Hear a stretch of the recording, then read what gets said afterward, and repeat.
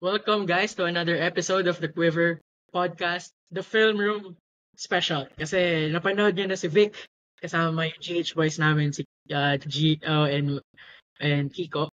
They talked about the recap of the NU series and also previewing the UP series. This Film Room episode, which is back, medyo nawala siya nung weekend. Syempre, tago muna tayo. But now it's back. And it's also going to be the same scope. We're also going to recap the NU games, the series, games 1 and 2, and also have a bit of a look of how the UP-UST series went. Para ma-refresh lang din yung utak natin as viewers. So thank you for joining us today. This is a YouTube exclusive, by the way. I can imagine ang hirap nito sundan sa Spotify. Para kailangan Pwede mo. mag-play ng video sa Spotify. Pwede, Tama ba? pwede tayo mag-video sa Spotify, pero hinihingi ko lang yung clearance natin kay producer B. Okay. Sige. So let's see ang VAR natin dyan. But ayan, so I'm joined today by Vic. Yes. Good day, everybody. Kamusta ang holiday? Because we're shooting this on the 8th. Yep. Then, I hope hindi pa namin everybody alam kung nag-enjoy sa kanilang long weekend. Although kasi feeling ko naka-leave na din yan eh. So, yun. yeah. Enjoy. Kasi, tingin ko at least yung mga fellow Lasal fans natin, mukhang nag-enjoy naman. Kasi may laro pa ulit sa Wednesday. Okay, di naman. Ako actually, nag-start na kumulo yung chan ko kasi Wednesday din. Mahirap na ulit kumain. Kailangan ulit kumain. Mag-intermittent fasting ka bigla ulit. Oo eh. Not by choice. May mga paro-parong pumapasok bigla instead na kain lang eh. So yan, sige, Vic, I will let you prepare the videos, but while you prepare, sige, mag-ano tayo. Sasabihin ko lang na kasi pinapakinggan ko kanina yung episode while I'm on my way back from the City of Pines. And grabe. How's Baguio ba pare? Malamig.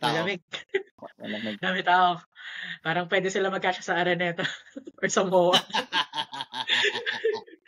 So sabi ko, ayan, nalatandaan, nasanay na ako sa pila. But yeah, so naman, it was a good episode, and if you missed it, it's available on YouTube and Spotify. Better listen to that first, and then ito, para complementary. Kasi siya hand in hand, to say the least. Kasi it's going to be a lot of overlaps. Pero yung diniscuss doon sa episode na lang tatlo is more on the whole team. Ito, mag-focus kami sa events, sa sequences. So, when Vic takes us there, we will, have a second look just to see, alam mo yun, parang paano ba nangyari yan. So, ito na yung screen. Okay, Vic, we'll start. Take it away. So, for Final Four Game 1, alam naman natin na we won comfortably a bit. Nanlaban naman si NU to make it a close game nung fourth quarter, no? But the team was able to do the right things, nakapag-adjust na maayos, and I honestly think NU was surprised with what we did for this game. So we were able to win by a 10-point margin. So we will show the things, mostly yung clips that we will show for Game 1 ng Final Four natin, yung mga magagandang nagawa natin. Since I do believe we prepared well for this one en route to a 10-point win. So ito, third quarter to, no? I picked this kasi ang ganda ng play na to. This will end up with Mike Phillips with an easy layup, but we will try to break this one down. So as we can, it started with a top ball screen ni Michael Phillips. Pero actually, dito, as you can see, it became a ghost screen. So ang tawag dito is ghost screen. So parang Mike attempted na akala mo he will set a pick or a screen kay Kian Baclaan, but what he did here is whoop, there you go. Ayan, no? Akala ni Omar Jan all the while Mike will set a pick on this one. You normally see this now in the NBA. Medyo trend na to ngayon, tong ghost screens na to. There were teams that already use this. So medyo na rin siya, naging trend na rin siya sa NBA ngayon. So Mike rolls quickly. Actually, talagang ang sobrang ganda ito yung nagbenta sa lahat sa play na to. I mean, ito yung nag-sell. That's why NU reacted as such. So Mike with that ghost screen rolls, ang layo na ni Omar dyan. No? He cannot really Not very, arm's very, length eh. More very than. impossible for Omar Jan to recover on. Kaya sobrang ganda ng ginawa dito ni Mike. So, Kian, in common parlance, siguro isipin nila, dapat si Kian pinasa kay Mike. So, ang magandang nangyari dito was, Earl popped out sa wing. So, Earl will get this pass. And si Mike, hindi siya tumigil. Mike continued to run towards the basket. Especially knowing na ang nag-pick up sa kanya ay si Jello Santiago na mas maliit sa kanya. So, this is what happens here. Yung tao talaga ni Earl nag-pick up sa kanya, I think this is Tulabot. Then, ang layo pa rin ni Omar Jan.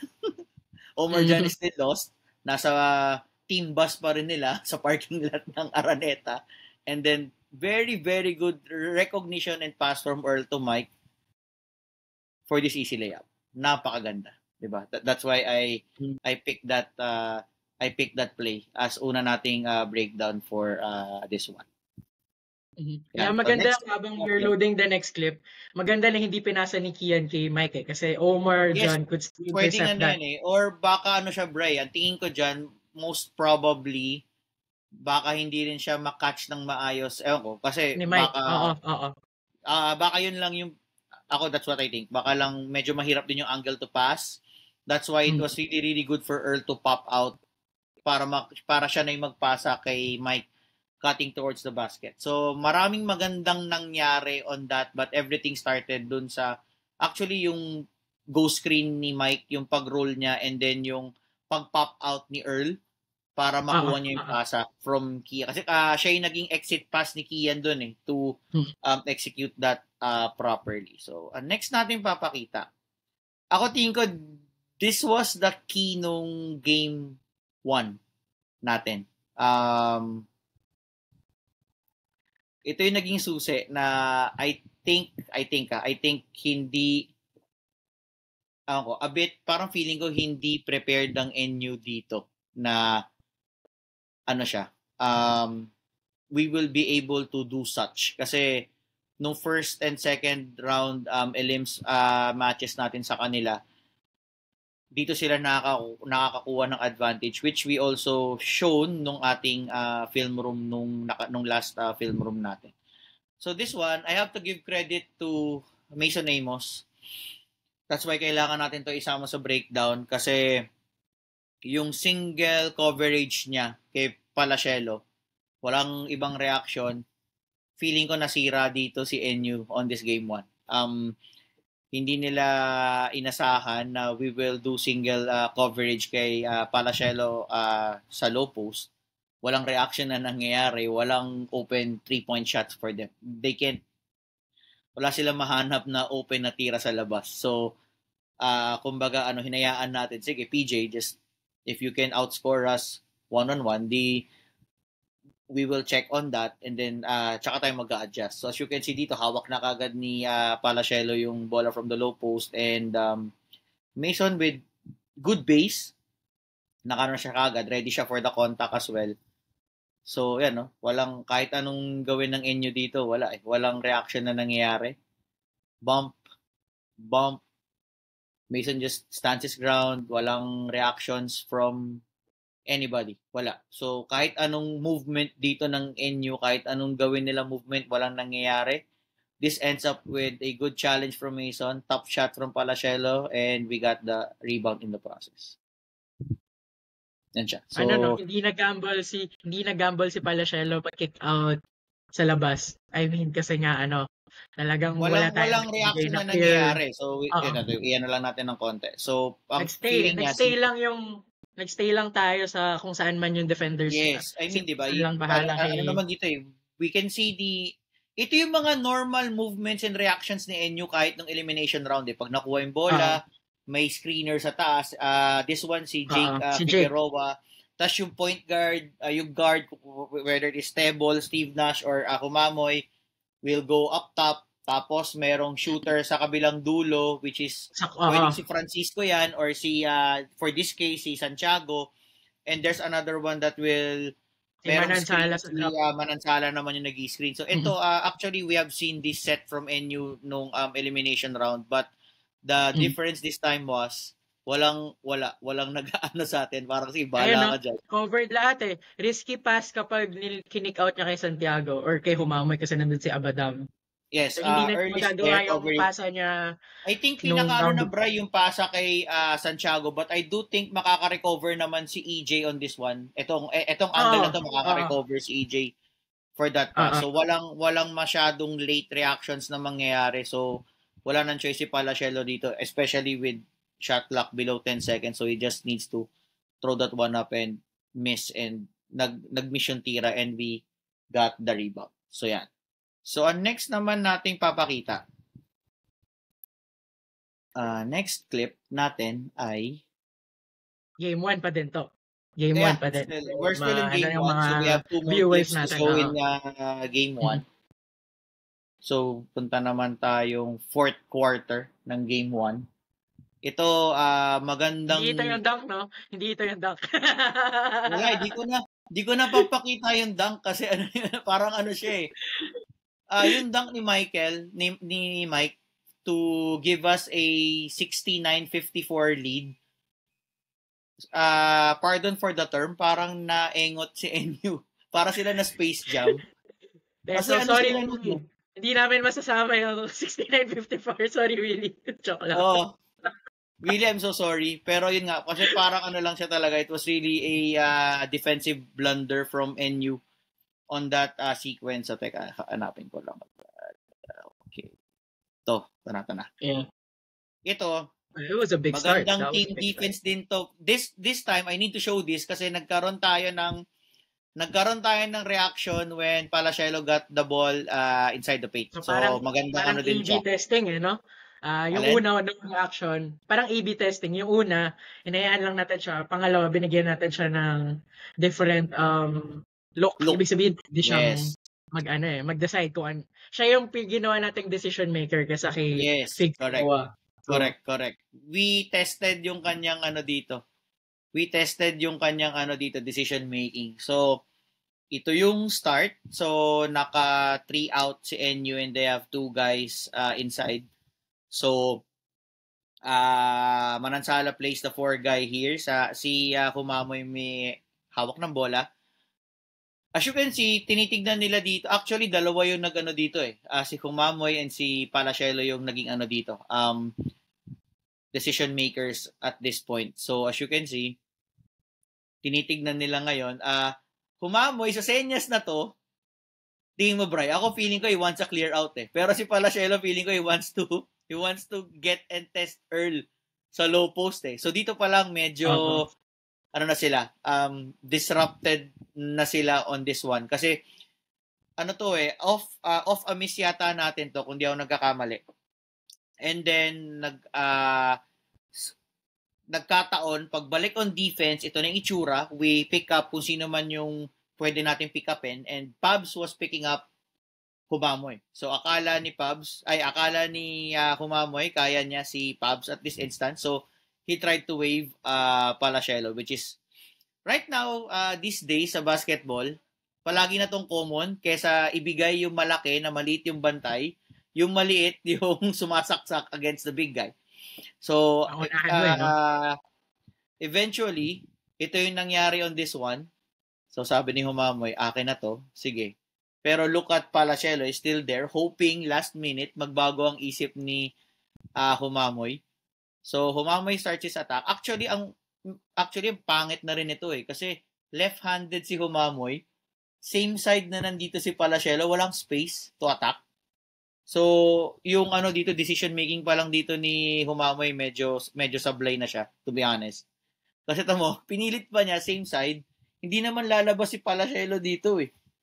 Medyo masikip ito eh. Actually, itong dribble penetration pa lang dito ni Humamoy, it is already failed. Ang lang dito, nag-gamble si Earl for a steal, kaya na-open si Palacielo for a pass. Yan, no? Medyo I think ito yung nangyari lang dito, nag-gamble lang si Earl for a steal na hindi niya nakuha. That's why Palacielo will get the ball here. But the good thing here, ang pinaka nagustuhan ko rito, kaya ko to sinama, is that yung presence of mind natin. Automatically, triple team na agad si Palacielo dito. Look at that. Diba? So even if nakuha ni Palacielo yung pasa, dahil nga nag-gamble si Earl for a steal, look at that. Diba? Wala siyang tira din dito. Hirap.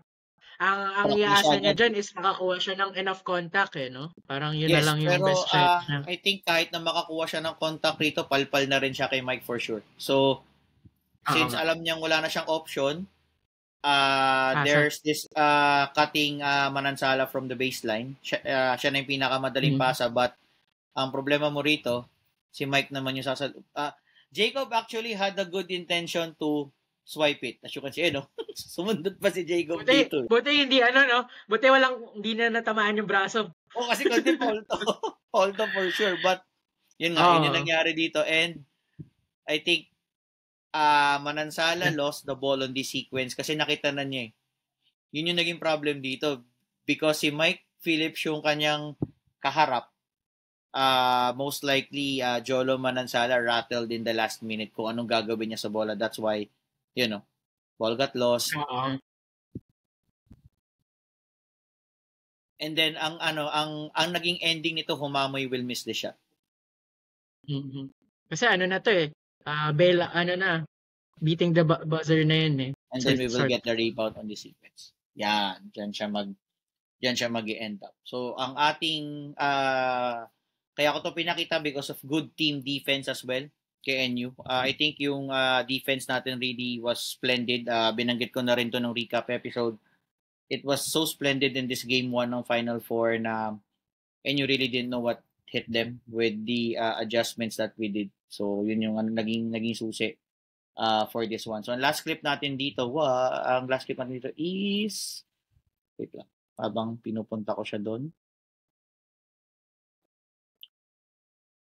Crucial to, syempre, yung dalawang tres ni Mason, I have to give Mason his flowers for this game kasi talaga crucial yung dalawang tres niya rito and crucial din yung depensa niya kay Palacielo. So, I really have to make this special, itong film room natin special for Mason to get his props for this game kasi siya yung nakita kong game changer talaga for this one. So ito, yung next clip na papakita natin is yung 3-point shot ni Mason off the ball screen nila ni Kian, which increased our lead to 81-65. So I think kaka-basket lang dito ni Omar dyan kung di ako nagkakamali. Yes, yeah. We will now set this one up.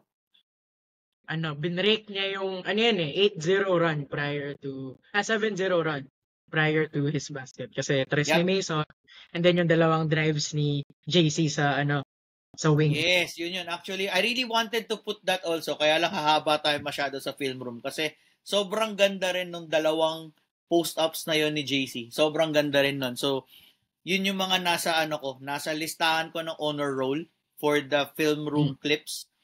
Kasi ang ganda rin talaga nun. Kaya lang medyo tatagal tayo. That's why I just opted to show itong play na to. So, top ball screen again, set, for Mason and Kian. And then, good. Ang pinaka-important sa screen talaga, guys, is sa audience natin, kailangan tumama talaga siya. So, it's really important na nakaset siya na maayos and the ball handler should really be patient enough. Hindi pwedeng nagmamadali siyang gumalaw kasi yun yung common tendency sa mga ball screens na hindi pa nakaset ng maayos yung big, yung ball, yung the big set or kung sino man setting the pick and then yung ball handler is rushing to get out of that ball screen to start the movement, which more often walang kwenta yung naging screen kasi nakaka-recover agad yung defender or worst case scenario, yung big tatawagan ng illegal pick. So yun yung common mistakes talaga pag hindi swabe yung ball screen na naset. So for this one, Mason sets it, ganda ng tumama kay Humamoy. So kasi every time guys tumatama ang ball screen, dyan nagbabago ang lahat. So, it's really crucial kasi dyan na nagbabago yung pati defensive coverage. Like, for this one. Kung di tumama yung screen ni Mason kay Humamoy, walang mangyayari dito eh. But because tumama yung screen, at tumama si Humamoy kay Mason dun sa ball screen, look, nag-adjust bigla si Jolo Manansara. He had no choice but to pick up Kian kasi naiwan na, nasa likod na si dito eh. Nasa likod na si Humamoy din. Kian didn't stop. And good job kay Mason to space himself out. Kasi actually Kian has two options here. Si JC is also open in the corner and Mason already open up top. So dahil dun sa magandang screen na nabigay ni Mason and good timing ng movement ni Kian, nagkaroon na ngayon ng serious dilemma si NU. Sino dyan ang pipiliin nila? Do we cover? Nagkaroon bigla ng dalawang opening. And the best option really was Mason kasi si Jello Santiago ready to recover na siya kay JC. And we all know what happened next year. Too late to be the hero. Dala-dalawa pa.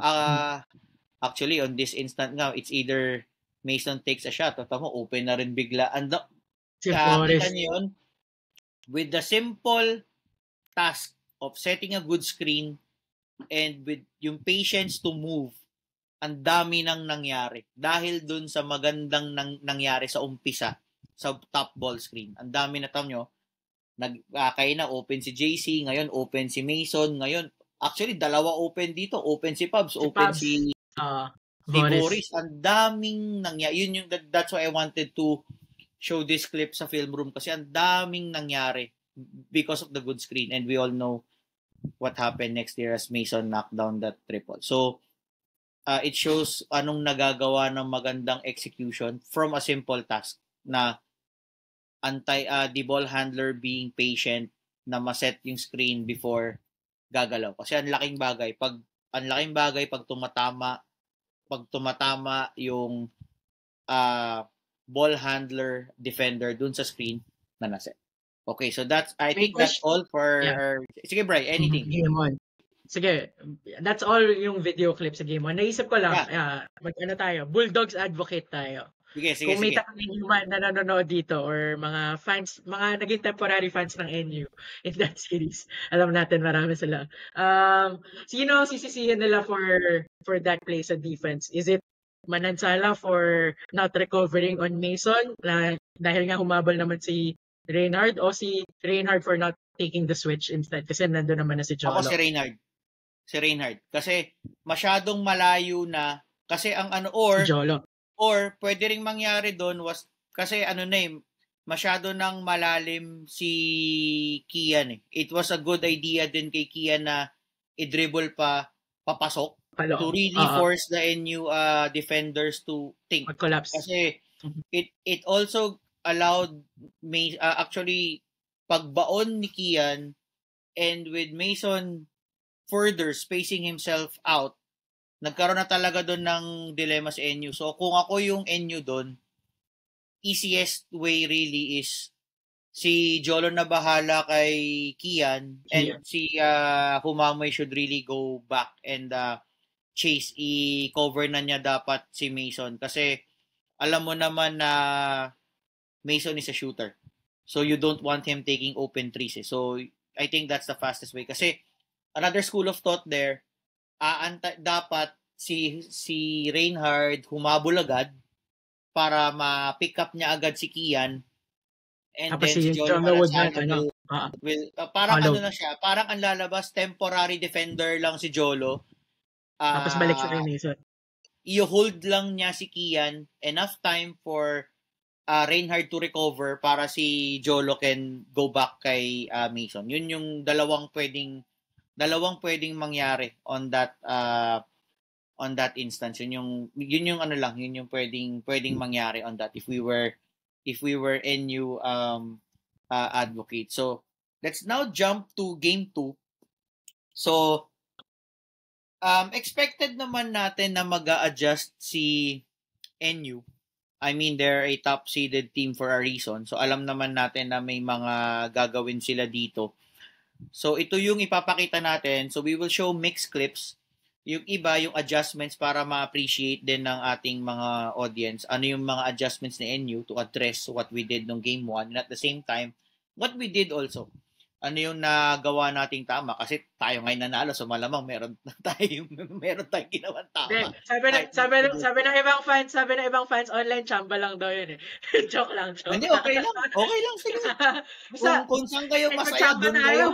Oo, kahit chamba tayo anytime, okay lang. Wala akong pakialam sa inyo. If you say chamba, go ahead. But I'm taking a win anytime rather than a loss. So I'm just looking for a hit for the first clip natin. Babanggitin ko lang habang sinaset up mo yung first clip mo sa second game. Nadagdagan patuloy ng credentials si Reynard dumamoy sa King Archer candidacy. Yung King Archer discussion natin. King Archer discussion. Pero sabi nga ni Vic, hindi pa. Kasi hindi pa tayo champion eh. Malay mo sumingit solidify lang siya. May sumingit pang former nuns. We'll see. It's wala pa. Abangan kung may ano nga. So, yan. So, first clip natin for game 2. Ito, early part of the game. So, kasi ako dito actually first half natin nakita mostly yung ano ni NU. What they did. What they did to address what we did nung game 1. So, una ko napansin to na set to eh. I think this was after Earl made the 3. So, akala mo NU will set it up. So, pagtawid dito ni Steve Nash, early pass to Jake.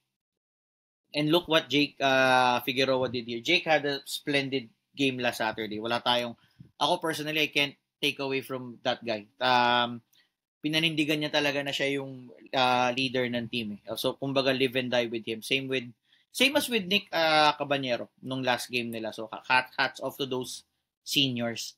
So, nangyari dito, instead of waiting for our defense to set up, Jake Figueroa had the presence of mind, sige, atakihin ko na to agad habang di pa kayo nakaset up. Easy 2 points for the layup. Yeah. Actually, nakatatlong layup siya dito na hindi sila masyadong nagsiset up. So, instead of showing all those 2 or 3 layups, ito na yung pinili ko kasi ito yung start of the game na wala talaga. As in, pagkakuha niya, so parang walang no hesitation from his part. Na-crossover lang siya kay JC. Diretso talaga eh. Oh, downhill talaga. Downhill straight line drive. Mm-hmm. Hindi tayo naka-recover kasi definitely we were not prepared for this kasi we're still setting up. Kakababa pa lang. So, ang thinking siguro natin, NU will set up but, dire-diretso agad dito si Jake Figueroa for the easy layup. Lahat talaga. So, yan. Ito yung isang nakita kong adjustment. Sige, Brian, go ahead. We could say naman na talagang orchestrated din siya kasi Omar Jan had that space kasi normally meron talaga. Yes, merong talaga. Pero yes, there's a space. And then nag-ready lang sila Paul Francisco. You saw him going to that 3-point spot. Kung kunwari maipit si Jake instead na makakuha siya ng elevation to drive to the hoop, maipit siya ni JC doon. He can kick it out to Paul. Parang yun yung secondary option lang siguro. Yep. Nag-alok lang siguro siya. Kaso wala that was Jake talaga. That's props to him. Talagang that's a sign of things to come, as you said. Magandang timing yung pinakita mo na second basket nila. And ang commentary ko lang nun while watching is that parang yun nga, magandang comment mo about our defense not setting up kasi ang naisip ko nun is parang we're not making it as difficult as nung first game, yung baskets nila. In the first half, parang ang dali nila makakuha ng looks. And that's because our defense is not as tough as it was nung game 1. So, yeah, that's a good tip. So, konti na lang. Sorry. I want to see kung nasan siya nag-start. Akala ko papakita mo kay Omar John. Wag mo na ipakita. Magic Johnson, grabe yun. I have to give props kay Omar John. Grabe yun. Ang ganda ng si Mike siguro nabigla eh. Ang ganda nun. Wala akong masabi on that. Ibang klase yun. Pati ako nagulat na nag siya nag-dribble para iwasan si Mike eh. Grabe 'yun. Kaya So, sabi nga nila point guard to center. yeah, correct. So itong next clip natin, we did well defending the interior ng game 1. So, NU tried to find ways na paano tayo makakakuha ng punto sa loob na hindi straight low post one-on-one. So, ito yung isa pang ang ending nito was a perfectly executed high-low play from Omar Jan to Kenshin Padrones for an easy basket inside. So, parang yun nga, since we adjusted nung game 1, paano natin sila pipigilan makascore inside, because that's one of the bread and butters ni NU, no, at the end of elimination round, yung inside points. So nangyari dito, Jake Figueroa will go up top, and Omar Jan will set the screen kay Steve Nash. So we denied na nakapag-over the screen, but initially we tried to deny si Steve Nash to go onto that. So nagpunta si Steve Nash to his right. There's that open space. Earl helped out for a little bit. So Omar Jan will get the ball from the elbow. Yan. So look at the spacing now. Medyo okay spacing ni NU dito na tatlong tao yung nasa labas. Steve Nash, Paul Francisco, and Jake Figueroa sa labas. And this was a perfectly executed pass to Padrones na one move. Na. Yep. Fake. And that's an easy basket. That's another thing na sabi ko, okay. So pwede nga. So pwede yan din yung isang nakita ko that time na okay, sige. Parang from that position, it was an easy pass. Pero dito, what we could have done here is to maybe si Earl nag-pressure kay Omar Jan. Kasi sobrang dali nung pasa nito. Walang pass. Oo nga, walang pass. Sobrang dali nung pasa eh. Parang we could have opted Omar Jan to put the ball on the floor rather than ipasa niya ng sobrang komportable. Yan, no?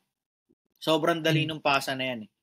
So ako yun lang yung nakikita ko dito na we could have done better. Pwedeng i-pressure si Omar Jan instead of doing that easy pass. So next clip naman natin, still on NU kasi pinapakita muna natin dito kung ano yung mga adjustments ni NU dito eh. So next clip natin, when the ball is on the low post in this game no Saturday, mas marami silang basket cuts. Compared nung game 1, 'di ba kanina may clip tayo na good defense ni Mason na ang ano lang movement lang ni NU is to free up shooters from the outside. So what they did for this game is puro naman basket cuts para maybe to catch us off guard and get baskets from inside. Kumbaga, sige, nag-aabang sila for a kick out pass. So ngayon, iibahin natin. We'll do basket cuts naman para inside yung puntos na. So let's see if LaSalle is prepared to guard the paint for those basket cuts. So, tapin lang natin saglit. Pag ganun ang end goal pa din, ano talaga eh, no?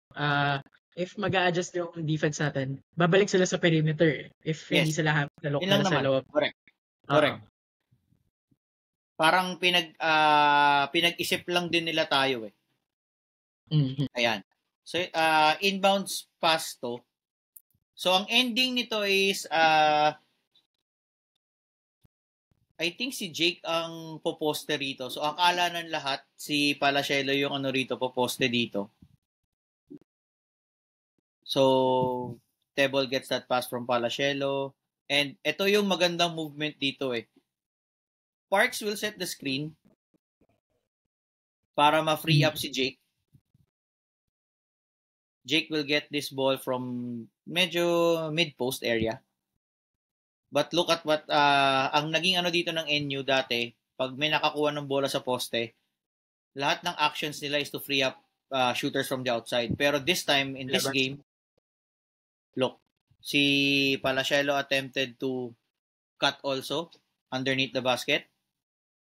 But I Wala si think ang Parks problema Bottom. dito is hindi nakita ni JC kung nasan si Mark Parks Oo from nga. that screen. Yan, no? He Kasi was after the screen, anticipating si Palacielo. Yung yes, parang oo eh. Yun yung ano oo. dito eh. He was anticipating na si Palacielo yung magpa-flash eh. But the problem was, look, ayun, no? Tama ka, Bray. He was preparing for Palacielo. You know, with that split second ni JC na akala niya si Palacielo, Mark Parks took advantage of that for this easy basket. Yeah. Oo. Yan siya. So dahil dun sa split, dahil dun nga sa basket cut mentality nitong NU, so they were able to get those baskets noong Saturday. So next clip naman natin, ito, I was actually expecting NU to do more of this in this game. Pero hindi ko alam ba't hindi nila ginawa. Magbuhat ba ng pyramid? O kaya mag-set up ng middle blocker? Joke lang, ibang sports pala yun. I'm just setting it up dun sa pinaka... Gulat ka, no? Bigla mo makikita si Bella Belen na pala yung nag-ano doon. Si Bella Belen na pala yung ginagawa namin ng game review, di ba? Okay, so pwede na tayo mag-start kaya dito. i-throwback mo, Vic. So, baka si Robin Ronyo, kick out, mga ganyan. O kaya si Glenn Cobunting, sasaksak bigla. Hindi, throwback ko na kay Danny Ay. Throwback ko na kay Danny Ay. Rick Mendoza. Danny Ay, kaya kay Lordy Tugade. So anyhow, ito na siya. Ang concept nito is that Palacielo will get the ball sa may taas ng free throw area and then didiskarte siya. Kasi I was expecting na medyo gagatasan to ni NU. Actually, ito yung una kong naisip na pwede nilang adjustment going into this game. So we will run this through. So Jake Figueroa was initially looking for someone to post up. Yan, pero Coach Mac was calling for a screen instead. So nangyari dito, yan, so akala natin dito, ito yung normal action ni NU para ma-free up si Palacielo sa low post eh. Binanggit natin to sa huling film room na they love to do action sa strong side para makapwesto ng maayos sa low post si Palacielo to get that ball. But ang nangyari dito, instead of going sa low post, yan, no? Palacielo instead switched to the top of the free throw area. And then he had the spacing to operate. Ang nangyari dito is Mason fouled si Palacielo. Kasi this was a good move eh. Yan, no? Actually, kung parang to eh. Set up na mala Dom Escobar na kung kaya niya big si Escobar tas kaya niya iwan yung big din na bantay niya, pwede niya tong i-milk tong setup na to eh.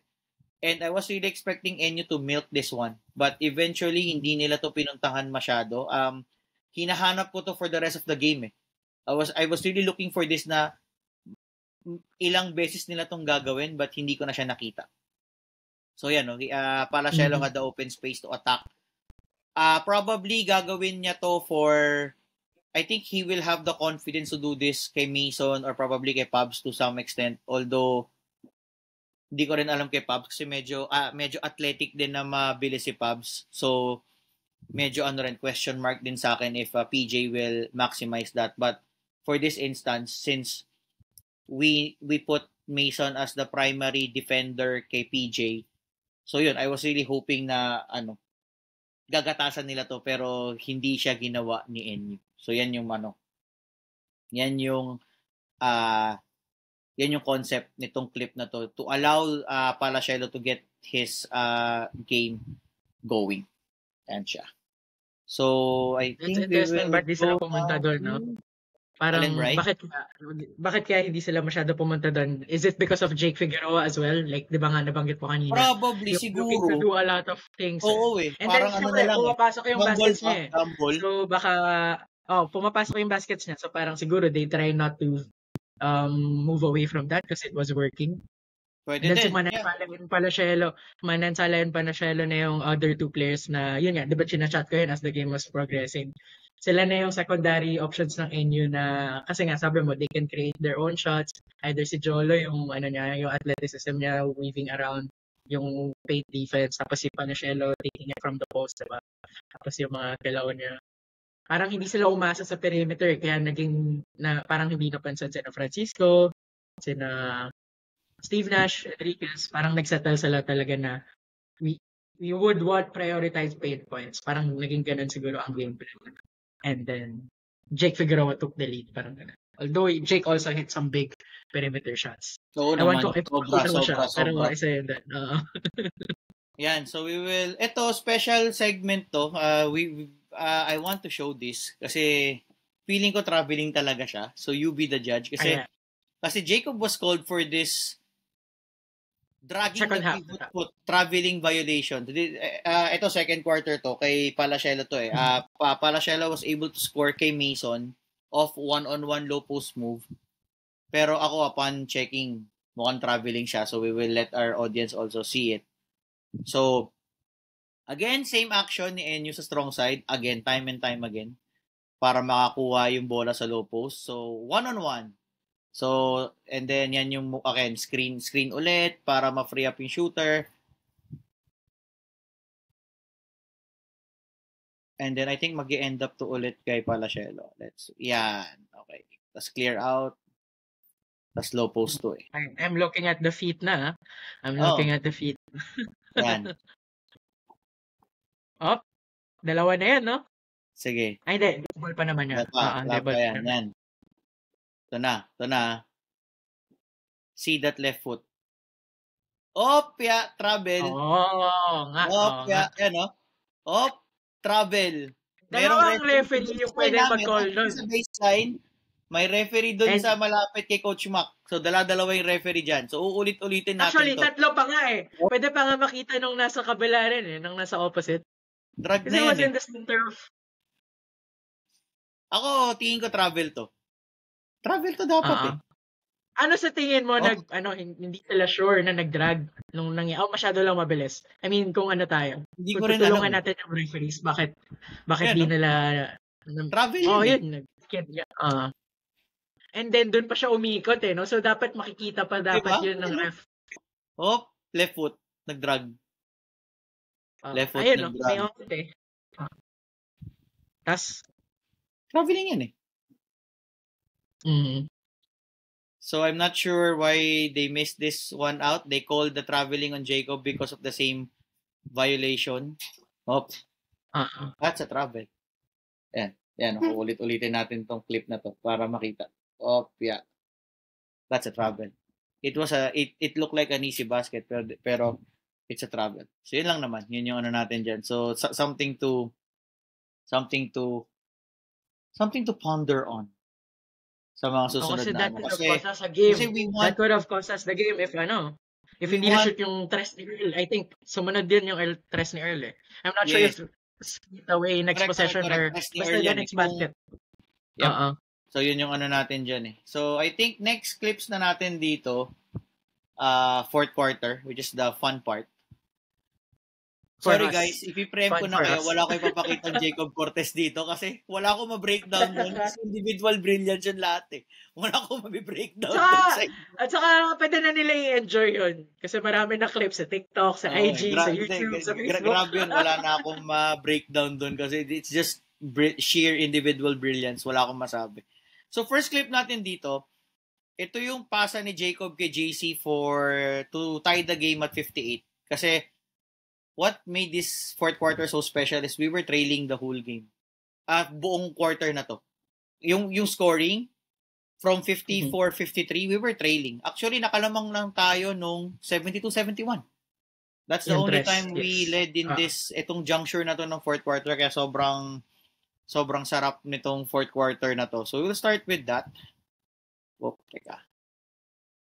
Balik lang. Sige, while you are loading that, iniisip ko lang, grabe siguro yun, no? Just to see that blow-by-blow account. Ako, pinapanood ko siya sa laptop, tense na ako eh. Mataas na yung heart rate ko nun. Sabi ko, mas lalo pa siguro doon. And Maganda talaga. As in, I think all of our games so far, even yung almost wire to wire win against NU, it's just good basketball to watch kasi Sobra. na-threaten din naman tayo nun. Sobra. So here we go. Ayan, so ito na yung play. Jacob will give it up kay, ball screen. Ano lang to sobrang simple pero ang ganda. Kasi again, so what NU did here, instead, good screen by Mason, but ang coverage ni NU dito, they'll go under to prevent Jacob from attacking the basket. So yan ang principle kasi dito is, if you know na malakas yung offensive player umatake than shooting, you'll go normally under the screen. Pero kung shooter yan, you fight off the screen or you blitz the ball handler right away paglabas sa ball screen, or you follow. You follow pero not give that much room for the ball handler to shoot the basketball. So nangyari dito, nag-under si Jacob kasi Jake kasi ayaw nga niya maiwan siya ni Jacob eh. But Jacob, the faster guy he is, naiwan din niya eventually si Jake. Yun yung ano dito eh, nag-under ka na kasi ayaw mo maiwan pero naiwan ka pa rin. So yun yung masaklap dito. That's yun yung, if I'm Coach Jeff Napa, doon ako maiinis. Kasi dapat nag-under ka. Supposed to be dapat paglabas si Jacob dito, nakatapat ka pa rin dapat sa kanya. Mako-contain mo siya dapat sumaksak. But on this one, it did happen. Jacob had a free lane. When good thing Jacob saw that we had two openings here. Actually, two. JC and Earl. Oh, yun yung vision niya. Hindi naman niya makakita si Forrest from this side. Paul Francisco committed. Jolo Manansala also committed, and he just, hindi ko alam paano niya to na what a pass. Grabe to. Yeah. Pag commit, what a pass to JC. And good thing. Dalawa pa options dito ni JC kung ayaw niya itira. Pwede pa niya kay Mason eh. Si Mason pwede rin magkape dito. Pwede magkape si Mason dito eh.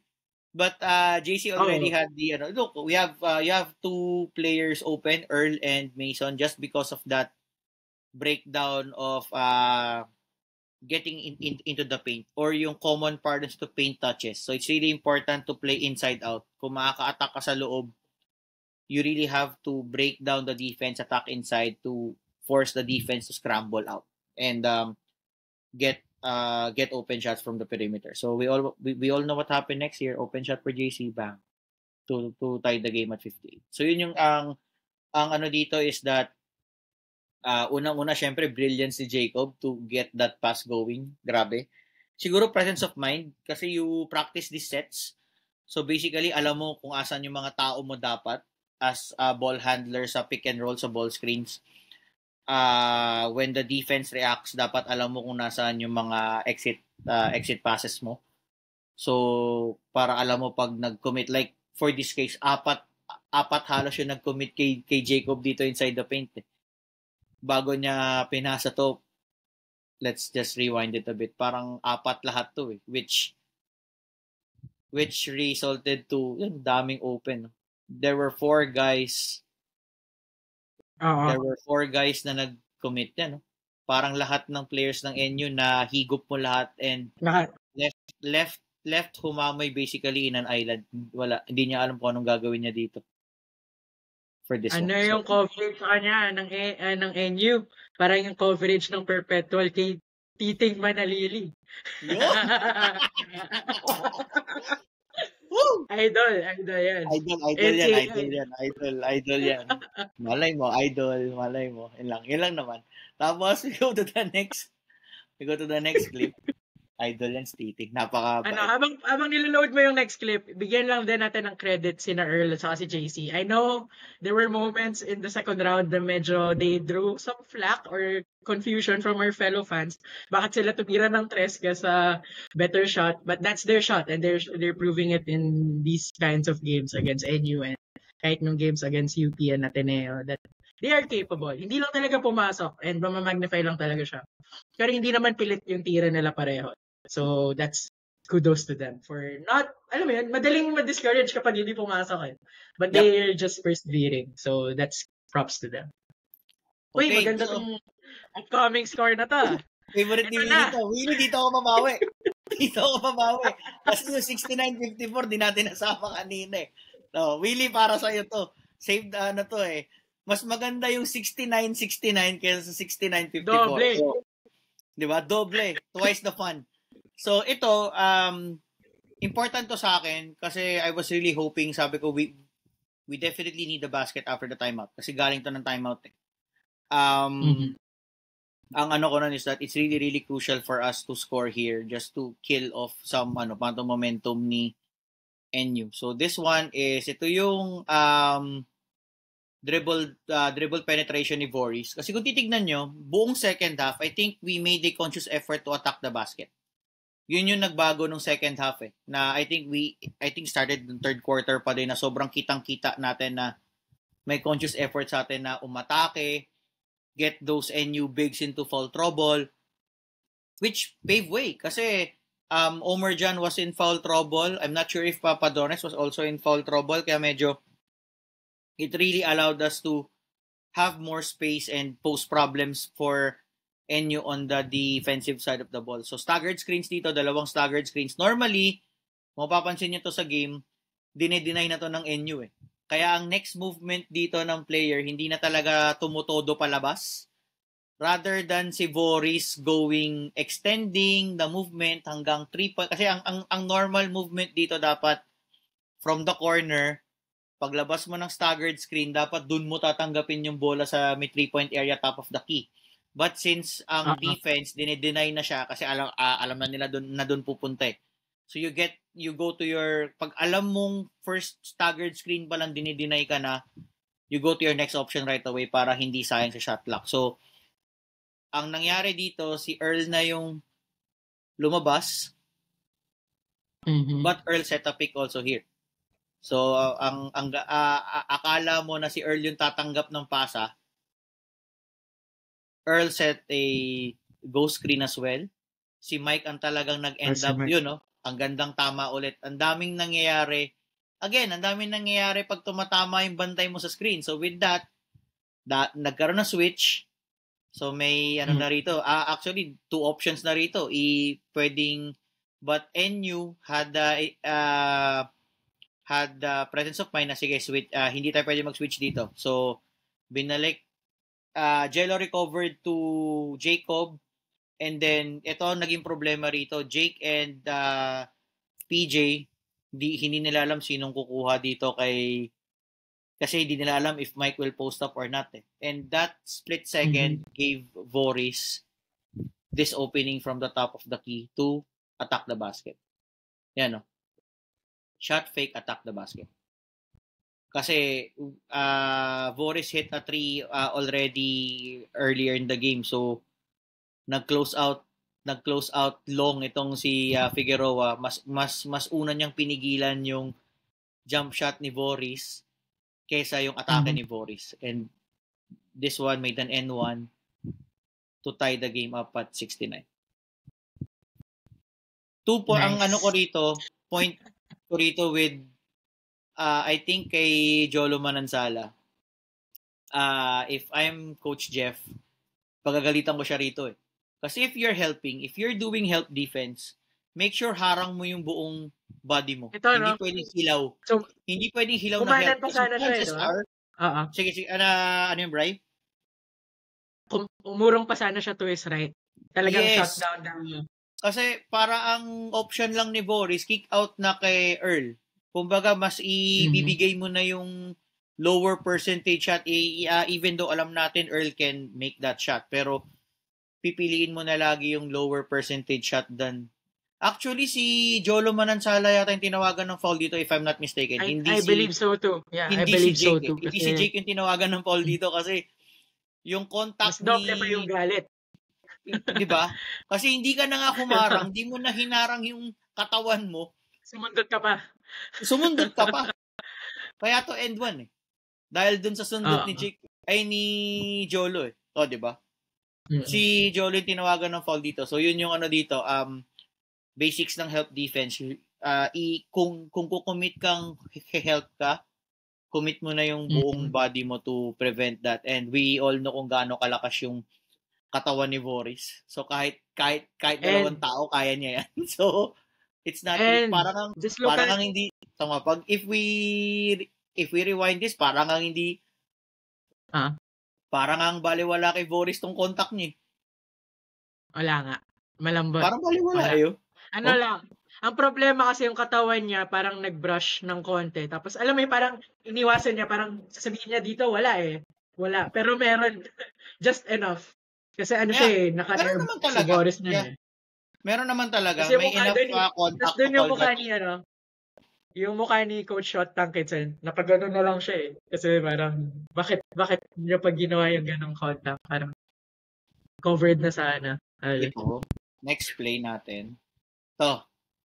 Ito yung play naman bago ma-out of bounds to eh. And then, next ensuing play pala, Shelo will get fouled by Earl, split the free throws to 70-all bago yung heroics ulit ni Jacob. So again, tingin ko traveling to ulit. So kaya natin to ipapakita. Kasi additional ulit to for our viewers. So, kakatapos lang, kakabaliw-baliwan lang natin dito dahil nakakaganda na step back three ni Jacob. So, this is the next ensuing possession for NU. So, top ball screen for Jake ni Jolo. And then Jake will go deep into the waters dito. Look at the left foot again. Up. Travel. Umangat no? Angat. Yan, tapos nag-slide pa yan.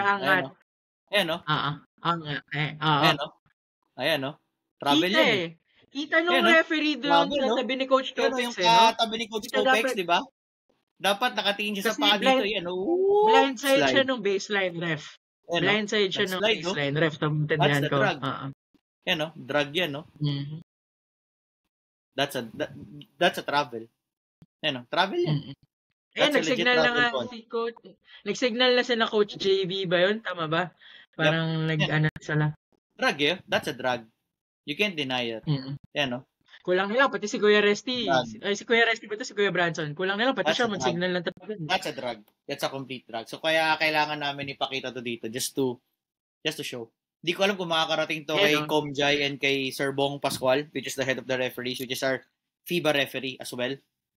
Hindi ko alam kung makakarating to, but yun, that's why I had to show it kasi travel siya. So, yung kailangan na ng time consign ng Saudi Arabian referee. Yan. Pero muna, NC. Joke lang. Di ba? Pwede naman.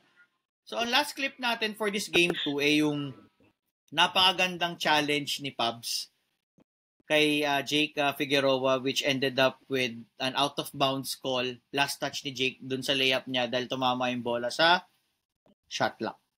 Which I think this practically sealed the game for NU as well. Well, hindi pa pala kasi ang nag-seal yung moment pa eh.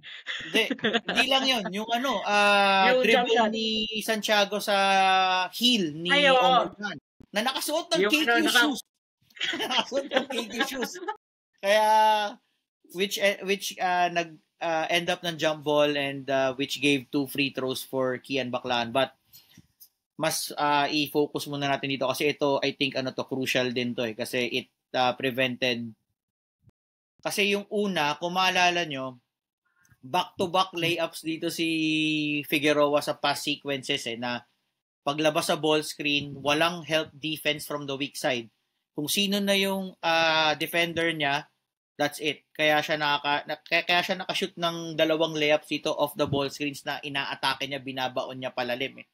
But for this case, Pabs had the mindset na nakakadalawa ka na off the ball screens na pinipisikal mo lang yung bantay mo, slight bump, easy layup, slight contact, pero ngayon, hindi mo na siya magagawa kasi mag-help na ako. Kasi yung ibang sequences, actually, open to eh. But since ang magandang nangyari dito, I have to give praise to Pabs here. Kasi ang nangyari dito was, hindi siya nagpapatong dito kay Palacielo eh. He was all above Palacielo. Tignan niya, all throughout the sequence yan, no? Yan, no? Naka siya eh.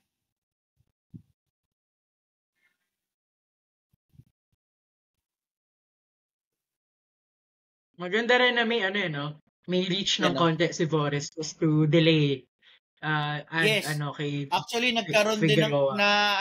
din yan eh. Kaya ako feeling ko, Bray, dahil dun sa reach in ni Boris, kaya siya nag-take off ng malayo eh. Oo, kasi nga, Kasi layo ng kung take wala off ni Jake dito. may isang step pa eh. May isang step pa yan, diba? Kung wala yun. Dyan eh. But the problem was, uh-uh. Layo, tamo, outside the paint siya nag-take off. Dahil dyan sa take off na to ni Figueroa, Pabs had all the time to contest his shot. Tapos nag-out of bounds na. Yan, dahil tumama yung bola dito, out of bounds call na siya. Actually, the referee already blew his whistle here. No? Bago pa nangyari yung bagsak ni... Kala ko nga nung una dahil doon sa sahod eh. Pero... Ako rin. But after watching this, doon natin nakita na, I think two factors here, yung reach in ni Boris probably change it. Kaya pati ang layo niya nag-gather dito eh. Ganda rin nung ginawa niyang technique, no? Nag-reach in siya pero wala siyang intent to make any contact eh. Talagang just to add that bluff lang talaga. Starter si Figueroa. Mag-bluff lang. Kasi nag-dribble. Kasi magkamali siya doon. Foul. Tapos may chance na end one eh. Hindi ko rin alam bakit nag-pick up na ng dribble si Jake ng ganito kalayo. No? Nag-gather na siya. This far, nag-gather na siya. Kaya 1-2 step niya. 1, 2. Layo. Off no balance choice. Ka talaga. Talagang wala siyang balance dito and it didn't help. Parang ginawa ni Pablo, parang gulat na lang din eh, no? Para hindi... Wala. I really thought Jake didn't have a clean look here. Kasi ang layo ng take-off niya dito. Tapos he uses right hand. Ang best option niya pa nga sana dyan, He uses right hand. Ang best option niya sana dyan. Left hand finish. Ayan, Pwede siya mag left hand finish dito. Yun lang talaga. Kasi ang layo ng take-off niya. And as we say, the rest was history. Yun. I think that's our last clip for game number 2. Before we go dun sa last 2 clips showing showing UP. Yeah, so before we go to that UP UST part of the segment, kasi syempre, it's a finals preview film room segment too. Yep. We'd like to thank our friends from Ibarra Watches, of course, friends of the podcast, and of course, they make watches, classic, elegant look. Pagsuot nyo siya sa game, lalo na yung Trofeo Green Watch, sobrang bagay sa outfit. Bagay na bagay. Bagay. And ang maganda dyan, pag bumili ka, lalo na sa DLSA office. Makakatulong Oo, sa Athletic Scholarship Fund. So, merong athlete na magpapasalamat sa'yo. Kasi your part of the proceeds will go to their scholarship funds. And alam naman natin, lalo na recruitment wars, di natin alam kung sino may mga budget. Pero syempre, more than the basketball, of course, and the volleyball, sa atin, lalo na ako, nagsulat ako sa school paper, we really appreciate it if, alam mo yun, nakikinabang din yung iba nating Lasallian athletes kasi everyone represents Lasal with pride. And Ibarra Watches, they're doing their part. So, check out their watches and buy from them. Tulong din kayo sa Lasal athletes. So, ito na. Ibang kulay na. Gold and white na to. Black, gold, black, white. Mag-aano tayo dito? Magsisingit tayo ng 2 clips for UP naman, no? As we can see, ako personally, when I had to review this game, UP gathers most, if not all, its points from transition baskets. Sobrang galing nila. Pag nagmintis ka ng tira, yung primary break talaga nila, parang alam nila kung anong gagawin nila to manufacture transition baskets.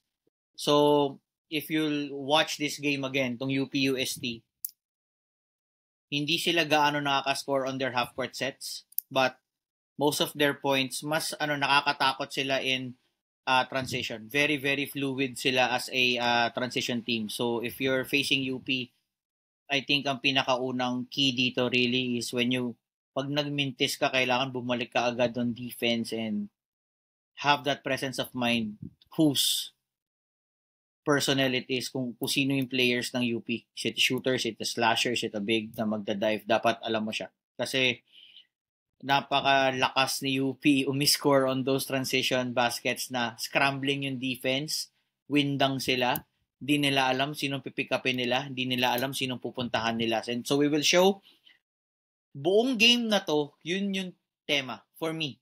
So I picked these two crucial transition baskets ni UP nung fourth quarter of this game. So mag-start ako kasi yun nga, since they're scoring in transition, I need to show kung saan nanggaling yung mintes, paano nag-start yung break, and how UP really thinks paano sila nag-iisip when they do their transition offense. So mag-start tayo. Actually, good offense to. Screen si Collins kay Fortsky. Tama, no? Ang ganda na screen na to. Ang ganda nito kasi nahigop ni Collins si Gani. And was this Abadiano ata? Abadiano. Dalawa yan, no? Iwan. Tapos nag-attempt sumundot si Remogat. This play was everything but the shot for Fortsky. Nabigla ba siyang inuruka? Pwede. So ang ano ko rito, dapat nag-floater na lang siya eh. Yun yung kahit na banda na na floater lang, parang dapat nag-floater na lang siya kaysa layup. Kasi feeling ko na ilang na siya dito kay Noruka eh. And I felt like dapat si Crisostomo stayed on this side. Para busy si Noruka. Or earlier pa dapat nagpakita si Crisostomo para pasa. Kung early siya gumalaw, na higop niya si Noruka, wala dyan si Noruka to block the shot. Tama. Yun yung mga pwedeng nangyari dyan. So ito na yung problema. Bagsak si Fortsky, bagsak si Collins, bagsak din si Noruka. Look at how UP quickly nangyari dito is 4-on-3. But ang dito, matindi dito, so Gani, palagi silang ganito. The bigs always issue a quick outlet pass. Forward pass. Laging may diyan. Palagi sila naka-forward pass dito eh. Dito nga 2-on-3 pa to eh. So 'di ba kung isipin mo, dapat UST should be able to put a transition defense on this. Sige, tama naman.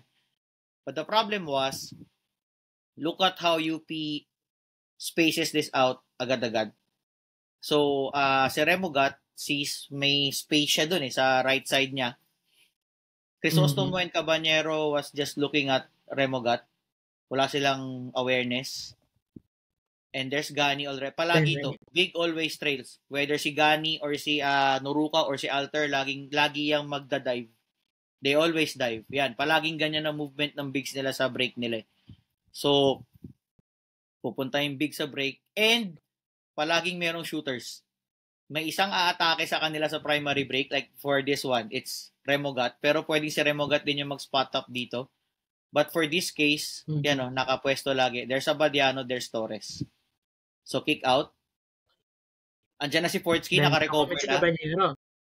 And ito yung nakita ko mali dito. Sobrang tagal ni Fortsky at ni Nick. Kaya naki-install lang. You need to have proper communication. Kasi alam mong nandun si Raylan Torres dito eh. So malito ni Nick more than Fortsky, tingin mo. Ang tagal nilang dalawa dyan, no? This is way too long for you. And UP will punish you for this. No? Sobrang open. This is a late recovery from Cabanero, and Raylan Torres will convert that very easily. So yun yung dito. So palaging may ganito, may attacker, the big will always dive, at lagi silang may shooter sa corner at sa elbow. Lagi yan. Early break, I would say. Ito yung kanilang primary break when they go on a transition offense. And kung ikaw si Raylan Torres, isipin mo may Gani Stevens if you miss the three. Yes, correct. Yes, Kasi nga, dahil ako yung pa big mo, lagi nagda-dive, lagi siya nandun Oo. for a pass or a rebound, magkakaroon ka talaga dyan ng kumpiyansa to take those shots. So parang si Caballero yung culprit doon, no? Tingin mo, si Nick yung culprit doon. Actually, pare sila ni Fortsky kasi dapat nag-usap sila doon eh. Or dapat parang nung lumapit na si Fortsky, makakama si Caballero talaga kasi dapat siya yung nauna eh. So dapat alam niya na nandun si Abadiano, nandun si Torres eh. So dapat nung alam niyang si Fortsky pa-recover na kay Abadiano, dapat nagpunta na siya kay Raylan Torres. Ako yun ang tingin ko. So yun yung ano dyan. So dapat dapat aware ka sa mga nangyayari sa loob. Especially when UP runs on the break kasi dun they really manufacture points from those. So ito ulit. So last shoutout nga pala sa mga naliligaw na UP fans dito kung nandito man kayo. Ayan, we're doing bits of your place then. I mean for us to understand that. Yeah, ewan ko kung meron talaga naliligaw. Ito yung same transition offense ni UP that allowed them to take the lead at 82-81. Ito yung 3-point shot ni Terence Fortea. Again, we will start the last point of the game. Yes. Last point of the game. Kasi we will start again kasi galing transition, so mas magandang ipakita natin saan nag-start yung transition offense. So ubos oras sa court. Same ulit. Ibang alignment nga lang to compared kanina nung kabilang side nag-screen, nag two-man game si Fortsky and si Collins, sa other side naman, pero ang alignment, may tao sa taas, may tao sa elbow, may tao sa corner. This time, opposite side, may tao sa same corner. Unlike kanina, walang completely spaced out yung left side ni Collins tsaka ni Fortsky. Dito, si Nick Caballero nasa corner, so nasa strong side din siya. Just in case na mag-help just in case makasaksak si Fortsky, mag-help si Rayland, open si Nick for a 3-point shot. So, screen set. Yun na, tumama ng konti. It forced a reaction. Hindi na sila sumama. Kung kanina sumama sila kay Collins, sumama si Abadiano and si Gani kay Collins. Ngayon, naka-focus sila kay Fortsky.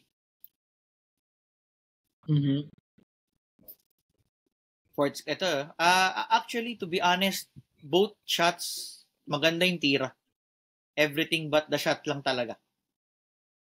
Ito cleaner look eh. I mean, kahit mas mahirap siya. Yeah, tama bro. I have to agree. Kasi hindi shot blocker. Correct. Kaya si Gani to. I think ito yung okay. I think this is the best shot that you can get from this. Ang ganda eh. Kasi you were able to napastop mo yung defense for a split second for you to take that shot.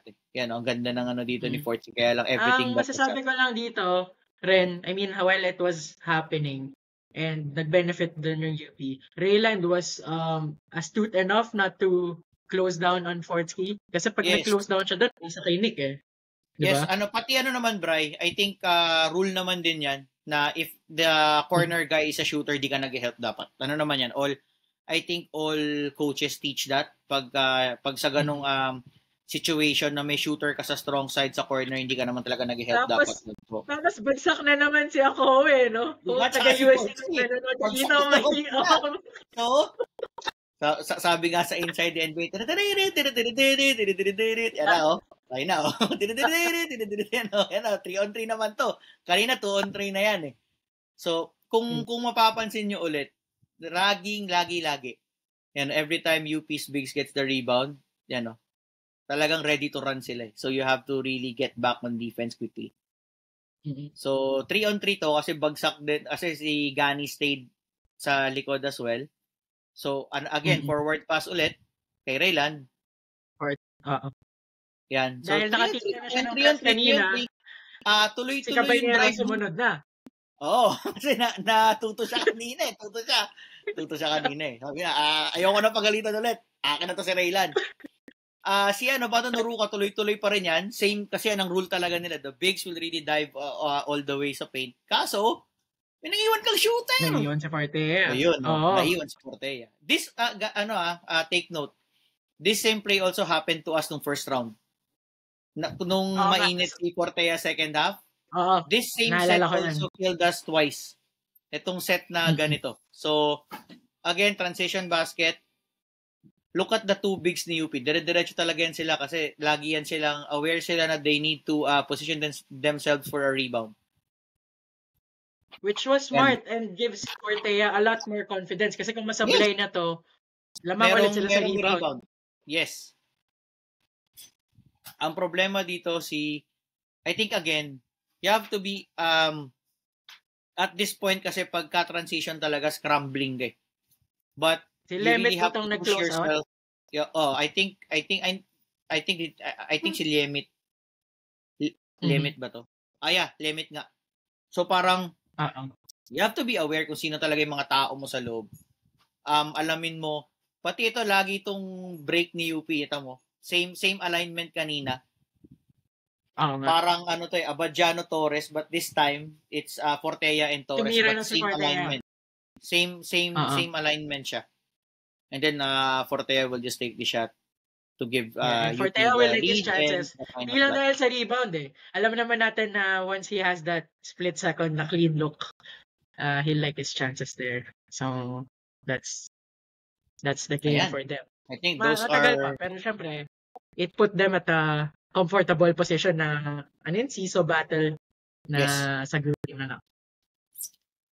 Ayan, yun yung things to look out for our final series. Yan eh. If hindi outside shooting, ang isa pang pwede natin tignan is kapag pag mainit yung dalawa na lang ball pops in particular. Alam ko nabanggit nyo nung preview episode while I was listening. Yung ball pops, diba, main worry. Si Remo hindi siya ball pop, alam ko. At saka si Fortea, I think, ang threat talaga nila. And sama na natin si Raylan, para fair. Mas threat sila sa outside. But si Alarcon and Abadiano, they are siguro more premium shot makers. Mid-range talaga sila. Mas they can either attack the paint or pull up from mid-range. Yun yung talagang laro nila. Kaya mas mahirap sila bantayan in that sense kasi alam mo na may option sila when they have the ball. So I think nabanggit nyo naman nung previous episode na they are kind of due. But of course, if we do our defensive assignments, malay mo, hindi pala umabot sa ganun. But kasi best case, best case scenario naman natin, lahat sila hindi gagawa eh. 'Di ba? Kasi best case for them, the bull pops and si Noy, maganda lahat ng laro. Kasi 'di ba, it's either the bull pops had a good game or si Noy will have a good game. So ang best case sa kanila, parehas will have a good game. Or worst case sa kanila, if we put our work defensively, lahat sila pangit yung laro nila. Yeah, so a lot of things to get excited about on Wednesday. And yes, paalala lang natin, 4 p.m. sa MOA, ang Game 1. Baka mamaya masanay ka sa Araneta. Mapunta ka na doon. So, ba't walang nakapila? Walang nakapila. Try ka. MOA at 4 p.m. Malapit kay Vic. Yes. Stone's throw. Yes. So, ayan. Thank you for watching the film room. Before we end, Vic, may second batch of greetings ka ba o wala naman na? Wala naman. Naubos na lahat. Pag nanalo ulit sila, the same guys. Yes. Ihabol ko lang, syempre, my family. Majority yung family namin Lasal and UP. Pero mas Lasal pa din. And then, of course, my girlfriend, si Angel. Masaya siya nung nalaglag yung UST. And masaya siya na pumasok Lasal. Kasi marami siyang crush sa Lasal. I guess I'm not wondering anymore bakit. So, and of course, everyone we see in the games, marami kayo masyado, we appreciate it. Mga naglo-look forward ng quickie, naglo-look forward ng episode, mga sumasagot sa stories namin sa IG and mga nag-comment sa YouTube. Thank you guys. Hope you enjoyed the show. And on behalf of Vic, this is Brian. And as we always say, Vic, Animo Lasal. See you Wednesday. See you Wednesday. Kasi may finals pa. Bye, guys.